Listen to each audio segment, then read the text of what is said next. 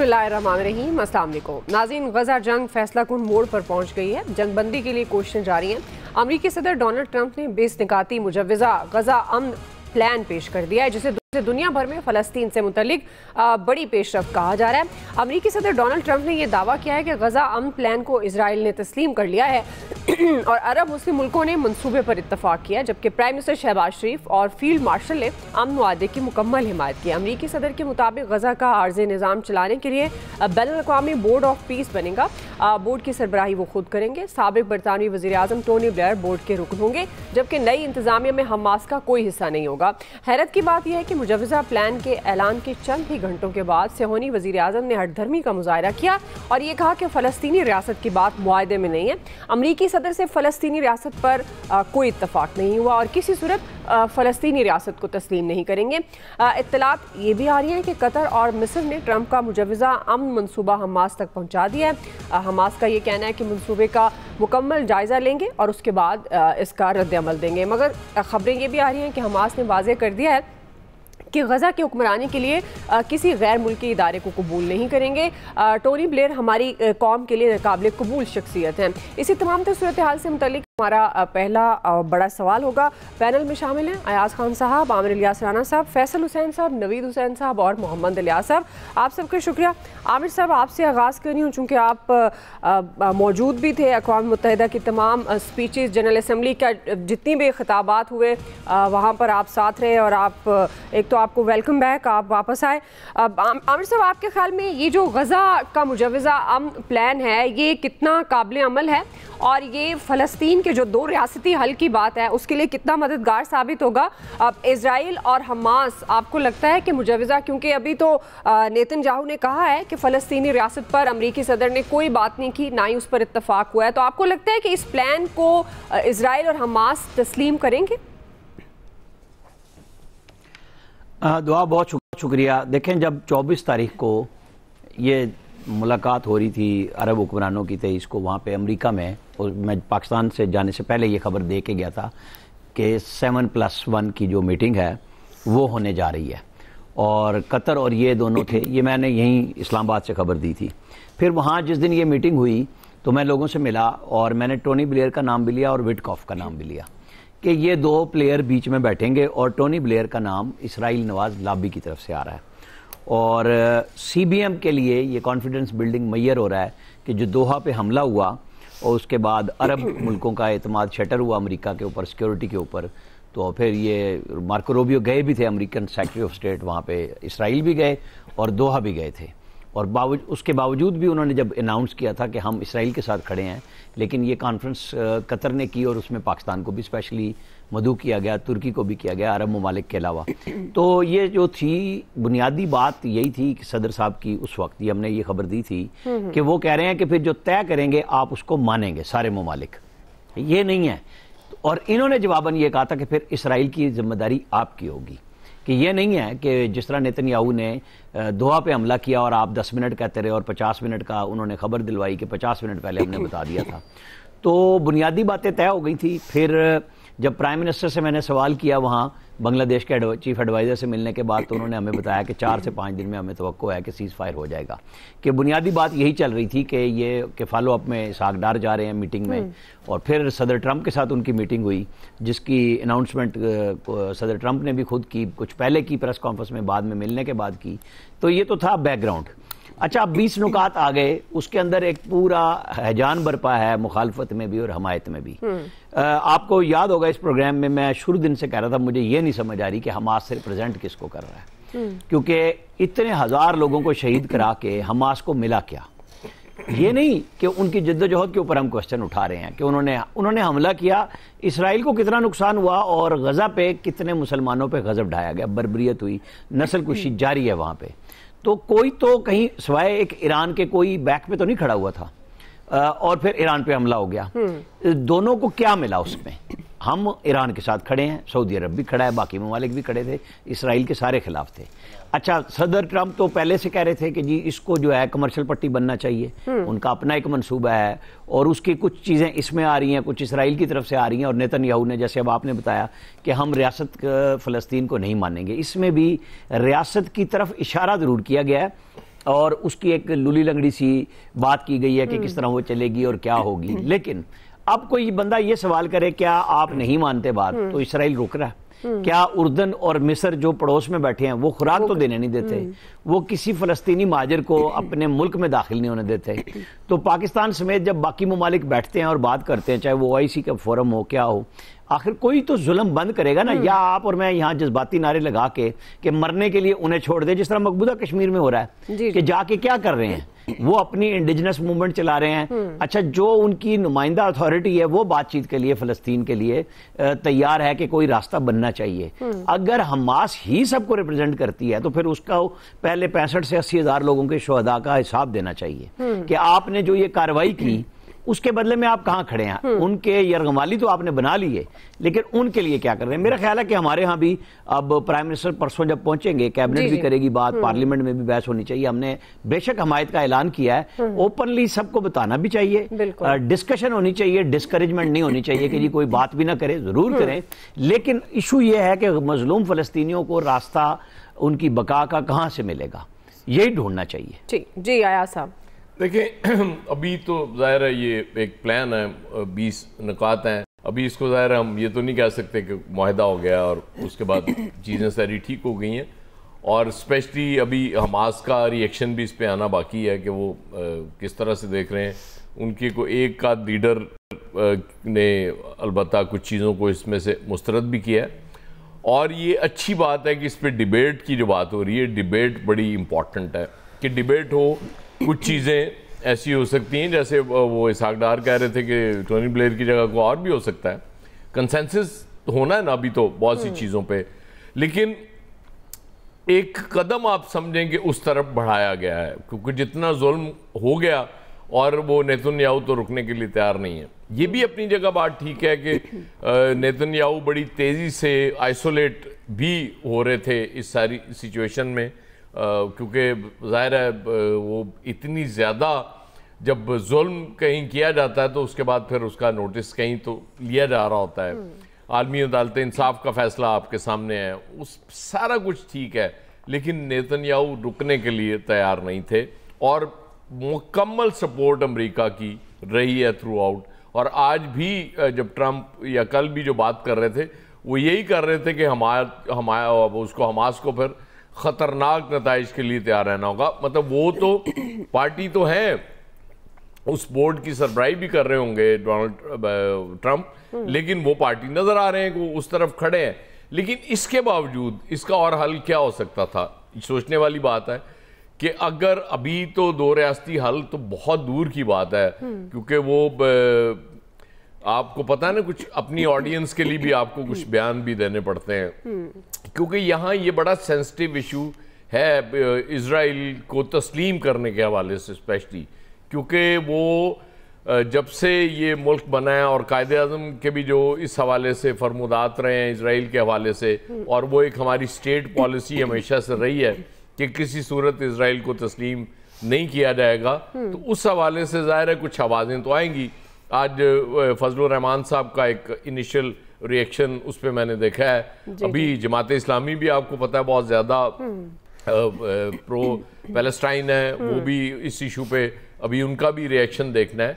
तो सबसे इम्पॉर्टेंट चीज़ यही होगी कि ये ज़ाहिर है मुसल्लत करने की कोशिश ना की जाए कि बस ये चूँकि हमने वहाँ ये कमिटमेंट कर लिया है कि जी, और चूँकि प्राइम मिनिस्टर साहब ने वो ट्वीट भी कर दिया और मुकम्मल हिमायत का भी ऐलान कर दिया, तो अब इस पे बात कोई ना करे, ये अप्रोच ठीक नहीं होगी मेरे हिसाब से। बहुत सी चीज़ें आपने कर ली ये कह के कि जी बस इस पे अब मज़ीद बात नहीं होगी, अब ये जो हमने डिसीजन, लेकिन ये एक ऐसा डिसीजन है कि इस पे डिबेट होने दें, इसमें से कुछ अच्छी चीज़ें निकल के आ सकती हैं। ज़ाहिर है उस पर आप जो आपके साथ ममालिक हैं, सऊदी अरब और बाकी हैं, उनसे बात कर सकते हैं। ये बिल्कुल ठीक बात है कि जी वो नेतन्याहू, अब ये भी देखें ना, इसके भी 2 पहलू हैं। एक तो ये है कि बड़ा अच्छा हुआ कि डोनाल्ड ट्रंप ने वहाँ से फ़ोन करा के माफ़ी मंगवा ली, और कुछ एक मौक़िफ़ ये है कि जी वो ये तो सारा प्लान्ड है कि जी वो वहाँ जाके और उसके बाद माफ़ी मांगेंगे, और कतर को भी पता था, और ये इस तरह की स्पेकुलेशंस और बातें होती रहेंगी। लेकिन इसके लिए पैनिक होने की ज़रूरत नहीं है कि हो रही हैं।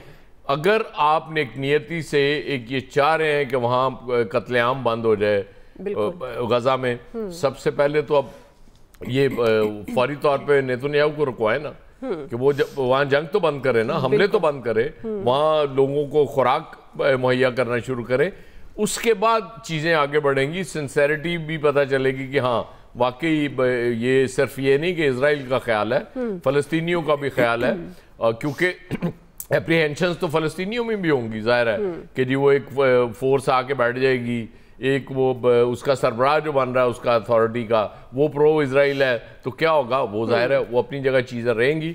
और अगर वहाँ से कुछ चीज़ों पे आती है कि जी इनमें तरामीम होनी चाहिए, ये नुकात ठीक नहीं है, इनमें इस तरह होना चाहिए, तो फिर मेरा ख्याल है अरब और पाकिस्तान और बाकी जो ममालिक हैं इनको बहरहाल रशिया इंडिया दोनों हिमायत कर चुके हैं इसकी, मतलब ओवरऑल जो फ़ज़ा नज़र आ रही है इंटरनेशनली वो इसकी फेवर में नज़र आ रही है, इसलिए ज़ाहिर है हमें बड़ी एहतियात से कदम रखने पड़ेंगे। ठीक जी, क्विकली नाज़रीन ब्रेक ले लेते हैं, आपसे हम वापस आएंगे, यहीं से कंटिन्यू करेंगे।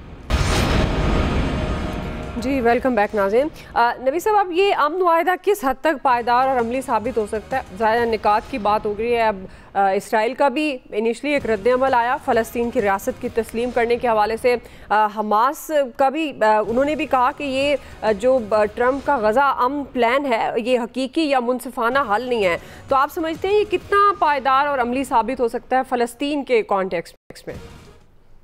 अच्छा, तो आप देखिए, एक तो खान साहब ने जो बात की है कि जी इमीडिएट जो है वो फायरबंदी होनी चाहिए, तो अगर ये 20 नुकाती अमन प्लान को देखा जाए तो इसमें कहीं पे भी ये नहीं है कि इमीडिएट सीज फायर होगा, वो मशरूत है हमास अगर इस पीस प्लान को जो है वो इसको एक्सेप्ट करता है तो उसके बाद जो है वो इमीडिएट सीज फायर होगा।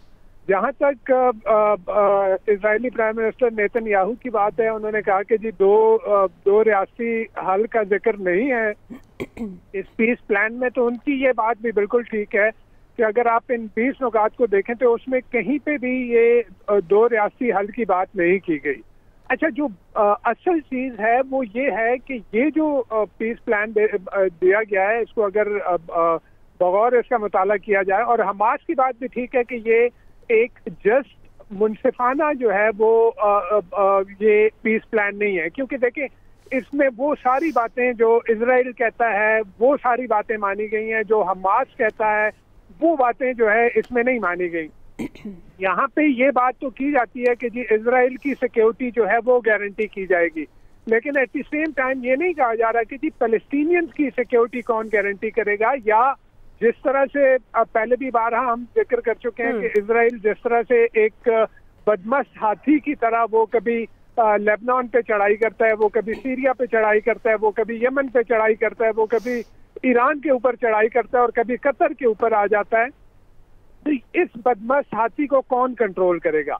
देखिए, एक चीज तो इम्पोर्टेंट है, अगर इस पीस प्लान को देखा जाए, जो इमीडिएट वहाँ पे सफरिंग है, जो गाजन्स की सफरिंग है, जो पैलेस्टीनियन की सफरिंग है, 2 साल से हम देख रहे हैं कि जिस तरह का एक नस्लकुशी फलस्तीनियों की हो रही है, उसको तो अगर ये पीस प्लान इम्प्लीमेंट होता है, दोनों हर दो अतराफ जो है वो इसको एक्सेप्ट करती हैं, तो एटलीस्ट वो तबाही जो गाजा में हो रही है वो तबाही रुक जाएगी, फलस्तीनियों की जो उनकी सफरिंग है वो खत्म हो जाएंगी, और जो इजराइल का अपना जो उनका इजरायली प्राइम मिनिस्टर का जो प्लान था कि वो वेस्ट बैंक को और गाजा को जो है वो टेक ओवर कर लेगा, वो उसको इनेक्ट कर लेगा, वो गाजा के और गाजन्स को जो है वो उनको एक्सपेल कर दे, उनको वहां से निकाल देगा। तो ये यानी ये बातें तो ठीक है कि अगर ये पीस प्लान जो है वो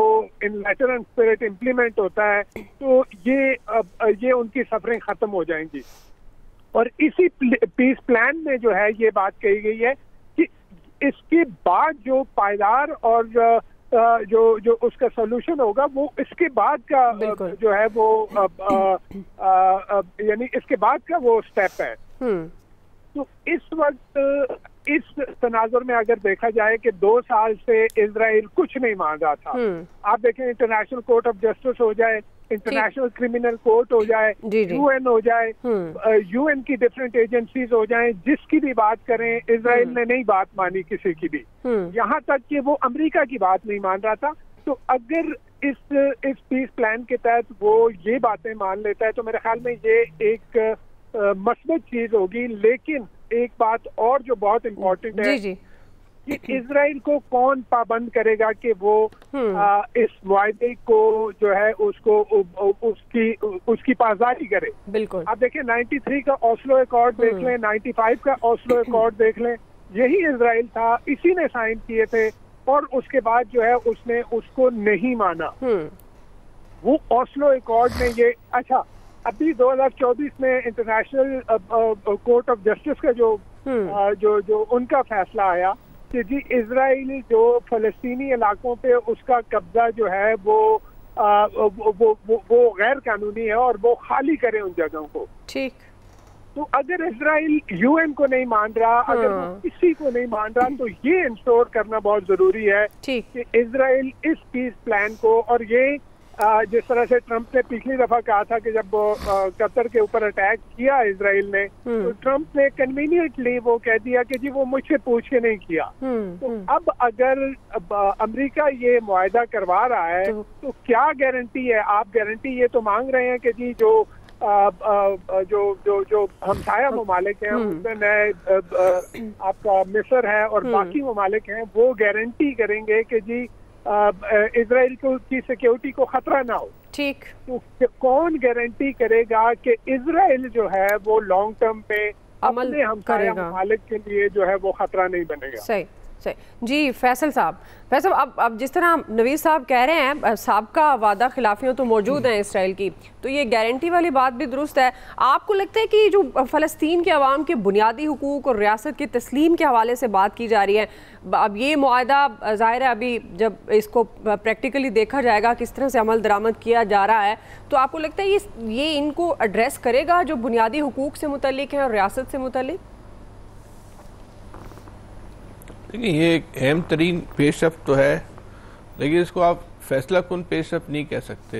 इससे जो है मसले का जो मुकम्मल हल है वो तो नहीं निकलेगा, लेकिन अगर इस दस्तावेज़ात पे भी कुछ अमल हो जाता है तो हम ये कह सकते हैं कि एक आर्जी हल की तरफ जो है हम बढ़ जाएंगे। आर्जी हल क्या हो सकता है कि वो जंग रोक दी जाए और खाने तक रसाई दे दी जाए, क्योंकि खाना जो है इस वक्त वहाँ की सबसे बड़ी जो है ना वो ज़रूरत बन गया है। फ़लस्तीन के बच्चों को, ख़वातीन को, लोगों को जो है वो खाने भूख उनके लिए जो है ना इस वक्त बहुत बड़ा जो है ना वो इशू बना हुआ है। इतना जालिम सफ़ाक ये आदमी है नेतन्याहू कि ये लोगों को खाने के तक भी जो है ना रसाई नहीं दे रहा है। इतना शायद मौजूदा इस दौर में शायद इतना सेहत के अंदर इतना कोई सफ़ाक आदमी जो है ना पैदा नहीं हुआ होगा जितना ये शख्स जो है पैदा हुआ है। तो बहरहाल इससे निमटने का जो तरीका है वो क्या हो सकता है?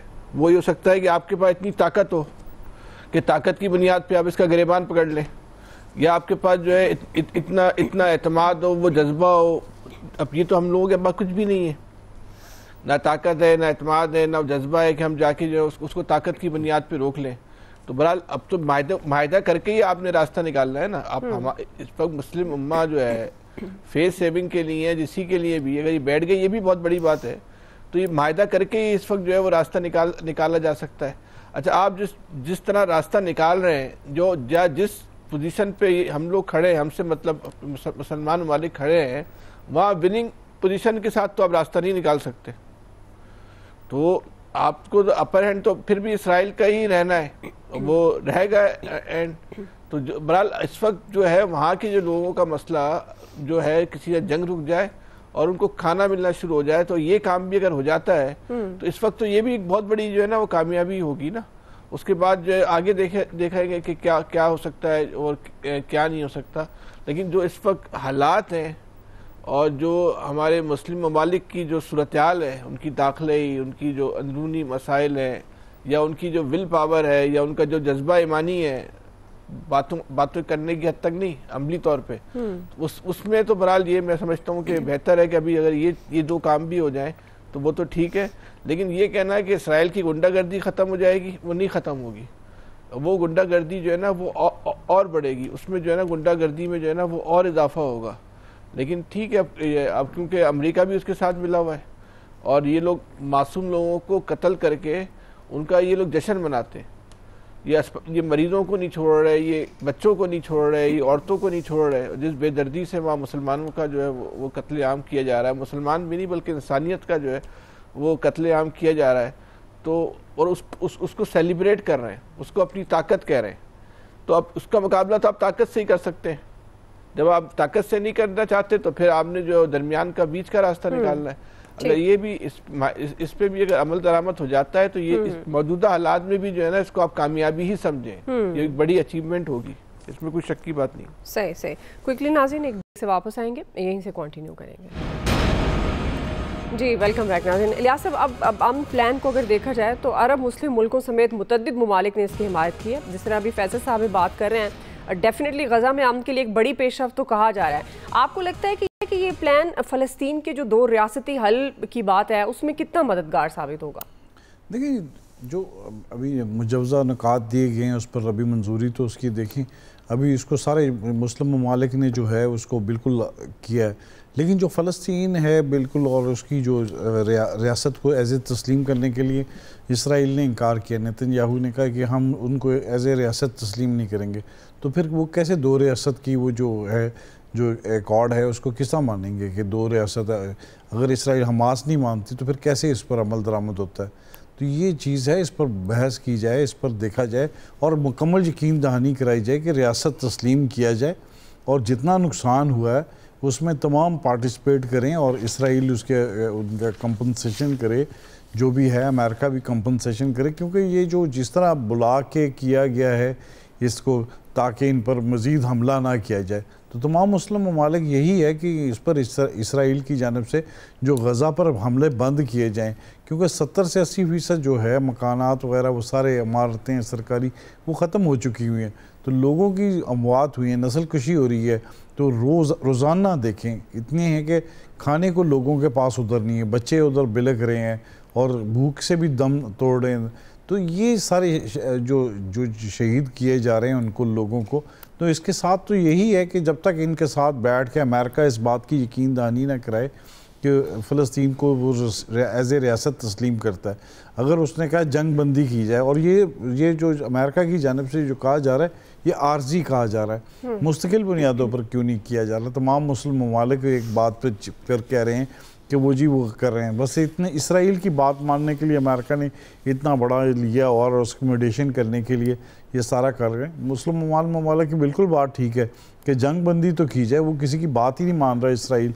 उसने कतर पर भी हमला कर लिया, चलें वो ठीक है, तमाम मुसलमान मुत्तहिद हुए तो उनको पता चला कि जी प्रेशर आया उस पर।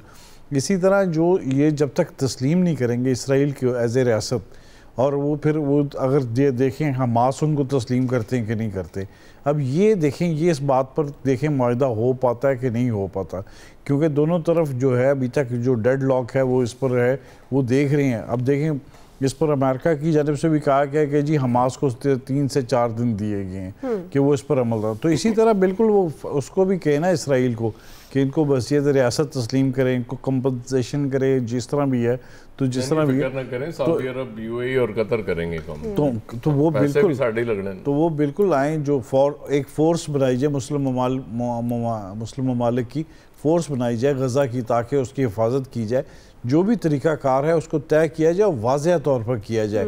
इस तरह नहीं हो गया, अगर जब तक इसराइल कहता है कि मैं तस्लीम ही नहीं करता तो फिर 2 रियासती कहाँ गया जब फार्मूला वगैरह, वो तो फिर कोई चीज़ ही नहीं। अगर इसराइल को करते हैं तो फिर देखें फिर मुसलमान ममालिक भी अपना रखते हैं तमाम इख्तियारात वगैरह, तो अमेरिका को अगर उनकी पुष्टपनाही कर रहे हैं तो फिर इधर से भी देखें प्रेशर आएगा।